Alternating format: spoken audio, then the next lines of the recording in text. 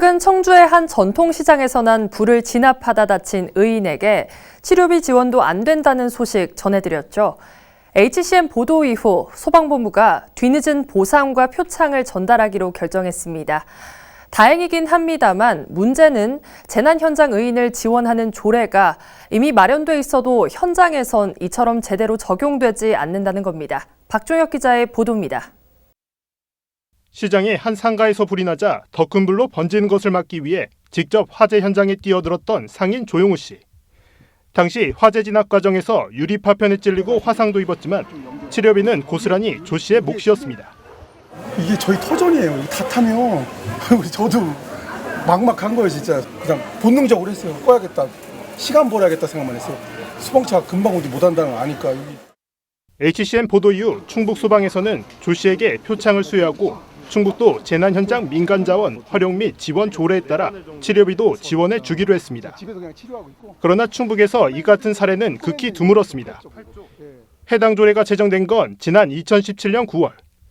최근 3년간 재난 현장 민간 지원에 나선 민간인 67명에게 5천만 원이 넘는 예산이 지원됐지만 대부분 민간 소유 소화기나 굴삭기 사용에 따른 물적 자원 손실 보상이 대부분이었습니다.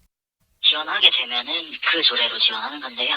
그 전에는 인명에 대한 지원은 없었습니다. 그건 다 사용료 보상 차원에서 나갑니다. 오송 참사 당시 구조 활동에 나섰다 다친 의인조차 해당 조례에 대한 안내나 지원을 받은 적도 없었습니다. 온몸이 다 아프고 막 그래가지고 그래서 이제 입원을 했었던 거고 그럼 못 받았죠.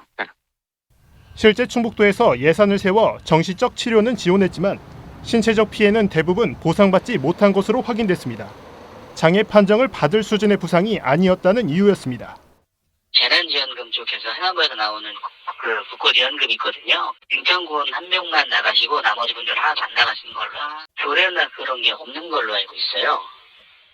전문가들은 소방 활동에 도움을 준 민간의 물질적 손실 보상에만 치중하고 있다는 점을 지적하며 인적 피해에 대한 보상에도 적극 나서야 한다고 지적합니다.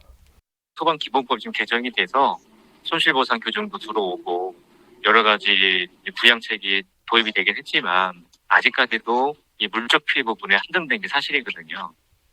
위험을 무릅쓰고 재난 현장에서 몸을 아끼지 않은 의인. 이들에 대한 피해와 노력을 보상하기 위한 관계기관의 적극 행정이 필요해 보입니다. HCN 뉴스 박조혁입니다.